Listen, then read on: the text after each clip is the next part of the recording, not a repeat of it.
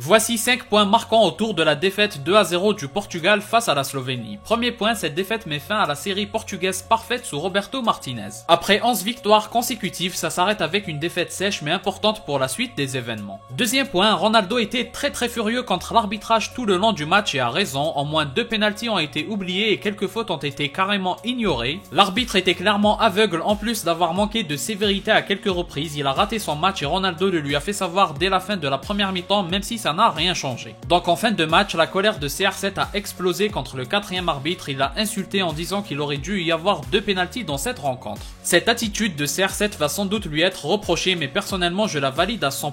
Quand il se plaint sans aucune raison, pourquoi pas, mais là il n'était pas du tout en tort dans cette histoire, il avait même 100% raison. Donc à mon avis, cette attitude où il extériorise est préférable plutôt que de ne pas mettre l'arbitre face à ses responsabilités. Troisième point, Pep et Ronaldo ont commencé ce match titulaire. Ainsi, Pep est devenu le joueur ayant joué le plus de matchs avec Ronaldo devant Benzema. Au total, 343 matchs ensemble comme compatriotes portugais et ex-coéquipiers du Real Madrid, et pour information, ils ont commencé ensemble depuis 2002 et la bromance est encore intacte en 2024. Ça doit faire partie des belles histoires du football et surtout du football portugais. Quatrième point, avec ce match, on a vu les maillots domicile et extérieur du Portugal pour l'Euro 2024. Personnellement, je trouve les deux très réussis, même si avec le rouge, on peut confondre avec le Maroc. Cinquième et dernier point, malgré la défaite douloureuse, il y a une anecdote sympathique à raconter. Ronaldo a quand même fait un heureux sur le terrain. Celui qui est rentré en plein match pendant la première mi-temps a réussi à prendre un beau selfie avec le GOAT et à lui témoigner son affection. Avant de conclure, une polémique avec Cancelo qui aurait évité de faire la passe à CR7 pendant tout le match est en train de naître. On en parlera en détail prochainement. Comme d'habitude, n'hésitez pas à donner votre avis en commentaire. Si vous avez aimé, laissez un like et abonnez-vous pour ne rien rater. Partagez aussi la vidéo pour me soutenir. Moi je vous dis à la prochaine, portez-vous bien.